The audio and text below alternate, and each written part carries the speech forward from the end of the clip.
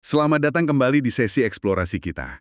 Kali ini kita akan fokus ke bagian akhir dari sumber yang kita bahas. Tema besarnya, kepulangan atau homecoming. Iya, betul. Kita akan ikuti babak-babak akhir dari 4 kisah yang, wah, luar biasa dampaknya ya. Ada Bob Hope, Linda Segre, terus pasangan Jan dan Ron Glasser, dan tentu saja Jason Greenstein. Bener, sumber-sumber ini tuh membawa kita ke momen-momen yang, gimana ya, krusial banget. Perjuangan akhir, penerimaan, pencarian makna. Dan juga definisi rumah yang ternyata beda-beda ya buat tiap orang, apalagi saat menghadapi penyakit kompleks kayak HIV, autoimun, kanker stadium akhir sama Alzheimer. Ini bukan cuma soal akhir perjalanan aja ya berarti? Enggak cuma itu, tapi juga soal apa sih yang mereka temukan di ujung jalan itu? Oke. Dan kita lihat nanti gimana sains modern, persahabatan, ketahanan diri, bahkan humor gitu ya, ikut mewarnai kepulangan mereka. Siap, mari kita bedah bareng. Siap. Kita mulai dari Bob Hope ya, di bab 46. Dia ini kan unik seorang long-term non-progressor HIV. Jadi meski terinfeksi, penyakitnya nggak berkembang puluhan tahun. Betul, status yang langka banget. Nah, sumber ini bilang kepulangannya Bob itu bukan akhir hidup, tapi malah penemuan cinta sejati, pernikahan dengan Brian Baker. Ini setelah dia lewatin masa-masa gelap epidemi AIDS. Kisah Bob ini emang kaya banget dimensinya. Ada sisi sains, ada sisi sosialnya. Dari sains, yaitu tadi, kekebalan tubuhnya jadi fokus riset besar-besaran. Mereka nyari kunci vaksin HIV di gen Bob gitu. Kurang lebih gitu. Terutama gen HLA-B57, harapannya sih gitu, ini nunjukin betapa pentingnya keragaman genetik kita. Orang kayak Bob ini dengan variasi gen langka bisa jadi semacam jaring pengaman buat spesies kita pas pandemi. Tapi ironis banget ya, di saat tubuhnya secara ilmiah itu berharga, dia dan komunitasnya malah dikucilkan, kena stigma parah. Itu dia sisi pahitnya. Apalagi di puncak epidemi AIDS dulu, sumber ini nyebut dia sampai harus datang ke puluhan pemakaman teman-temannya. Kebayang nggak sih bebannya? Pasti traumatis banget. Dan itu sampai mengubah pandangan politiknya juga kan, soal respons pemerintah waktu itu. Iya, dan ada kutipan Bob yang ngena banget. Dia bilang, nggak ada kegembiraan jadi seorang penyintas. Dalam banget ya rasanya. Dalam banget. Tapi di tengah semua itu, dia ketemu Brian Baker. Nah, itu dia titik baliknya. Ketemu di Parade Gay Pride, terus lamaran tahun 2010, akhirnya nikah 2015. Itu jadi simbol harapan, simbol ketahanan personal dia. Jadi pulangnya Bob itu lebih ke nemuin stabilitas emosi, cinta, dan rumah dalam hubungan ya, setelah melewati badai besar. Bisa dibilang gitu. Dan ini nyambung ke ide di sumber soal pentingnya keragaman. Nggak cuma genetik kayak Bob, tapi juga keragaman budaya, cara hidup. Itu semua fondasi ketahanan kita. Oke, menarik. Jadi Bob menemukan rumahnya dalam cinta dan komunitas. Sekarang kita geser ke Linda Segre, bab 47. Kepulangannya beda lagi nih. Iya, Linda ini perjuangannya merebut kembali kualitas hidup dari penyakit autoimun, rheumatoid arthritis atau RA. RA-nya parah banget ya diceritain, sampai nggak bisa ngancingin celana sendiri, atau salaman aja harus pakai sarung tangan. Benar. Nah, transformasinya itu luar biasa berkat pengobatan modern, khususnya Enbrel. Ini kan antibodi monoklonal, semacam protein pintar buatan lab. Fungsinya apa tuh Enbrel? Dia spesifik targeting TNF. Itu salah satu molekul kunci yang bikin peradangan di sistem imunnya Linda. Jadi Enbrel ini kayak pendingin buat sistem imun yang terlalu panas. Hasilnya, sampai bisa main golf lagi di level kompetitif. Wow! Iya, kontras banget sama kondisi awalnya. Tapi ada obrolan menarik nih sama dokternya, Dr. Lambert, yang udah nanganin dia hampir 20 tahun. Dia nanya bisa stop obat nggak saking bagus kondisinya. Betul, Linda udah ngerasa baikan banget, tapi Dr. Lambert ngikutin panduan medis, nyaranin buat lanjut aja. Kenapa gitu? Karena belum pasti ini remisi total, penyakitnya benar-benar hilang, atau cuma pengelolaan kondisi yang sukses banget, jadi lebih aman lanjut. Ini nunjukin dilema di pengobatan autoimun ya. Targetnya sembuh total atau kualitas hidup optimal. Jadi pulangnya Linda itu nemuin keseimbangan baru ya. Kualitas hidup yang dulu nggak kebayang walau tetap hidup bareng penyakit dan pengobatannya. Tepat, dia bisa kerja lagi, bahkan kerjaannya penuh tekanan di Diamond Foods, bisa traveling keliling dunia. Ini contoh sukses manajemen jangka panjang. Hubungan dokter pasien yang kuat juga berarti ya di kasus Linda. Penting banget, hampir 2 dekade gitu loh. Ini juga nyambung ke tema keseimbangan sistem imun yang bakal kita bahas lagi nanti.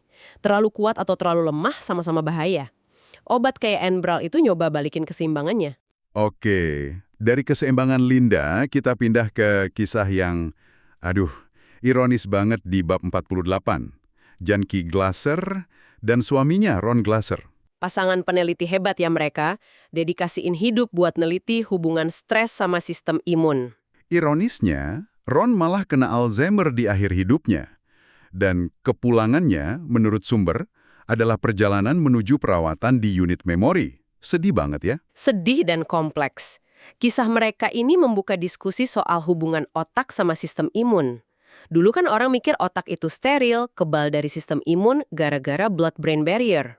Semacam tembok gitu ya. Iya, tembok super selektif. Tapi pandangan itu udah nggak berlaku. Sekarang kita tahu otak punya sistem imun sendiri. Ada pasukannya sendiri di sana. Nah, sumbernya nyebut sel glial kan, astrosit, oligodendrosit, terus ada mikroglia. Mikroglia ini katanya sel imun utama di otak. Betul, mereka kayak petugas kebersihan di otak. Makanin sel rusak, sampah neuron. Uniknya lagi, asal mereka beda. Dari yolk sac pas perkembangan embrio. Jadi kayak penduduk asli otak yang beda sama sel imun lain di tubuh. Wow, baru tahu. Terus hubungannya sama Alzheimer gimana? Hipotesis kuatnya, disfungsi mikroglia ini berperan penting. Mungkin mereka jadi terlalu aktif, nyebabin peradangan kronis di otak, atau malah gagal bersih-bersih, numpuk protein abnormal. Itu yang diduga ngerusak neuron. Rumit ya? Sumber juga nyinggung Ben Barres, ilmuwan transgender pionir. Penelitiannya soal molekul C1Q yang ikut mangkas koneksi antar neuron. Yes, C1Q ini bagian dari sistem imun juga. Proses pemangkasan itu normal pas otak berkembang. Tapi kalau jadi liar pas tua atau sakit, bisa jadi masalah. Di tengah kerumitan sains ini, ada sisi manusianya, Jan. Sebagai caregiver ya. Itu dia, sumbernya cerita gimana kondisi Ron turun drastis tahun 2014, kayak jatuh dari tebing, Jan nemenin di unit perawatan, Ron kadang nggak ngenalin dia, halusinasi. Itu perjuangan batin yang berat banget. Jadi, kepulangan Ron itu perjalanan sunyi ke dalam demensia ditemani perjuangan Jan. Beda banget sama Bob atau Linda. Sekarang kita balik lagi ke Jason Greenstein. Kisahnya dominan banget nih di bab-bab akhir, bab 49 dan 50. Limfoma Hodgkin-nya kambuh lagi dengan ganas setelah sempat remisi. Iya, kondisinya benar-benar anjlok. Sumber bilang masa kanker besar muncul lagi di leher, ketiak. Yang lebih parah, sumsum tulangnya rusak berat. Akibat kemoterapi bertahun-tahun itu ya. Betul, akibatnya neutropenia parah. Neutropenia itu kurang sel darah putih jenis neutrofil kan, yang buat lawan infeksi bakteri. Tepat, jadi Jason rentan banget infeksi. Ini nunjukkan batas kemampuan tubuh nahan gempuran kemo, sekaligus nunjukin sistem imunnya udah rusak parah saat itu. Ada momen-momen yang kuat banget di fase ini. Keputusannya berhenti kemo. Terus obrolan sama dokternya, Dr. Branfen, dan perawat Poppy Beath. Yang Dr. Bronfen bilang, Jason, you are going to die. Itu momen yang, wah pasti berat banget buat mereka bertiga. Sumber bilang mereka nangis bareng. Menghancurkan hati sih itu. Tapi justru di titik terendah itu, muncul harapan terakhir. Nivolumab, imunoterapi jenis checkpoint inhibitor. Cara kerjanya gimana tuh? Bukan bunuh kanker langsung? Bukan, dia kayak ngelepasin rem di sistem imunnya Jason sendiri. Biar sel T, pasukan elit imun kita, bisa kenalin dan serang kankernya. Waktu itu, obat ini belum disetujui buat Hodgkins, tapi uji klinis kecil nunjukin hasil bagus. Ibunya Kathy setuju bayarin dosis pertama yang mahal banget.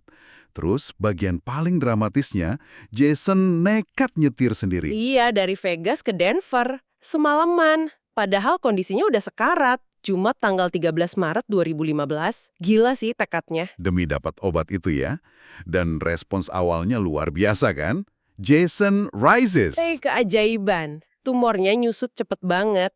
Ini yang bikin penulis sumber ini, yang juga temennya Jason, mutusin buat nulis kisahnya lebih dalam buat New York Times. Tapi Jason tetap Jason ya, humorisnya nggak hilang. Ada cerita main gitar udara pas konseling, terus ketangkep polisi gara-gara denda parkir numpuk pas insomnia. Haha iya, itu nunjukin semangat hidupnya yang luar biasa. Reuni temen SMA-nya, Concerned Fellows League, niatnya buat perpisahan, malah jadi perayaan kebangkitan sementaranya dia. Bener-bener roller coaster emosi. Sayangnya, kebangkitan itu nggak bertahan lama ya. Bab 52 nunjukin jalan pulangnya Jason masih penuh duri. Nih volume up malah bikin komplikasi parah. Nah, ini contoh klasik pedang bermata dua imunoterapi.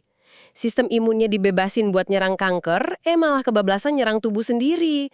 Namanya immune-related adverse events. Efek samping terkait imun. Jason kena apa aja tuh?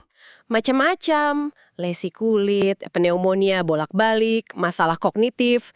Puncaknya itu badai sitokin, cytokine storm. Badai sitokin. Itu apa lagi? Gampangnya, sistem imunnya ngamuk nggak terkendali. Dia ngelepasin banjir molekul sinyal peradangan sitokin yang malah ngerusak organ-organ tubuh. Fatal akibatnya. Ini yang bikin Jason koma berbulan-bulan di rumah sakit, sekitar April sampai Juli 2016. Ya ampun, dia harus lewat MRI, fungsi lumbal, biopsi hati, dialisis juga kan? Sama pulangnya Bob yang nikah, Linda yang main golf lagi, atau Jen yang dampingin Ron. Perjalanan Jason ini penuh badai komplikasi medis. Betul, ini menyoroti banget pentingnya kehati-hatian dengan intervensi medis yang kuat, apalagi yang utak-atik sistem imun. Nah, bagian akhir sumber ini, bab 53, 54, 55, lebih ke refleksi ya. Mencoba narik makna dari semua kisah ini. Kematian Jason yang terjadi setelah dia koma itu, jadi pemicu perenungan penulis. Iya, penulisnya pakai sistem imun sebagai metafora buat memahami hidup. Ada beberapa pelajaran penting nih. Pertama, soal kerjasama versus konflik. Sistem imun kita kan contoh kerjasama triliunan sel, bahkan sama bakteri baik di usus mikrobioma. Jadi kayak pelajaran toleransi dan keseimbangan gitu. Bener. Sebaliknya, kalau imun terlalu reaktif, autoimunitas, atau di masyarakat ada konflik terus, itu merusak diri sendiri. Terus soal keseimbangan lagi, kayak kasus Linda, imun terlalu kuat atau lemah sama bahayanya. Jadi iklan tingkatkan imun itu belum tentu benar ya. Perlu kritis kita. Kuncinya harmoni, bukan cuma kuat-kuatan. Ini relevan juga buat hidup kita sehari-hari, menyeimbangkan banyak hal. Lalu kompleksitas diri versus asing. Gara-gara mikrobioma, konsep diri jadi lebih luas ya. Kita ini ekosistem berjalan.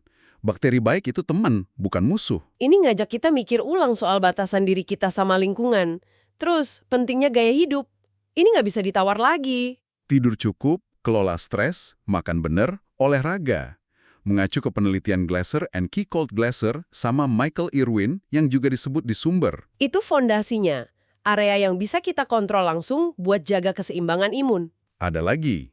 Dua lagi, keragaman. Penting banget. Lihat kasus Bob genetik dan Ben Bares perspektif. Keragaman itu kunci bertahan hidup dan inovasi. Terakhir, kehati-hatian dengan intervensi medis. Kisah Jason dan Meredith, tokoh lain, ngingetin kita, obat kuat buat sistem imun itu ada resikonya. Nggak bisa sembarangan, perlu pertimbangan matang. Dan terakhir, makna Jason menurut penulis. Intinya bukan soal hidup abadi lewat sains. Bukan, tapi lebih ke koneksi antar manusia, kebaikan, penerimaan, hidup yang autentik. Persahabatan penulis sama Jason itu jadi kayak jendela buat lihat pengalaman manusia yang saling nyambung. Jadi kayak cerminan pilihan kita sehari-hari ya. Mau pilih harmoni atau permusuhan, kayak sistem imun gitu. Kurang lebih gitu, memilih keseimbangan atau konflik dalam interaksi kita sama diri sendiri, orang lain, dan dunia. Pulang yang beda banget. Iya, dari perjuangan heroik tapi tragis Jason, ketahanan Bob nemuin cinta, keseimbangan baru Linda, sampai perjalanan sunyi Ron dan Jen. Semua cerita ini dilihat dari kacamata sistem imun, ngingetin kita soal keseimbangan hidup yang rapuh, pentingnya kerjasama, keragaman. Dan juga kompleksitas diri dan asing. Sains emang terus maju, kasih harapan baru kayak imunoterapi, tapi juga nuntut kearifan dan kehati-hatian. Mungkin ini jadi refleksi penutup ya buat Anda yang dengerin. Di tengah naik turunnya hidup Anda sendiri, apa sih arti pulang buat Anda? Dan gimana kita belajar menyeimbangkan antara usaha buat mengubah keadaan sama kemampuan buat nerima dengan damai apa yang nggak bisa diubah. Pertanyaan yang bagus buat direnungkan. Sampai jumpa di penelusuran mendalam kita berikutnya.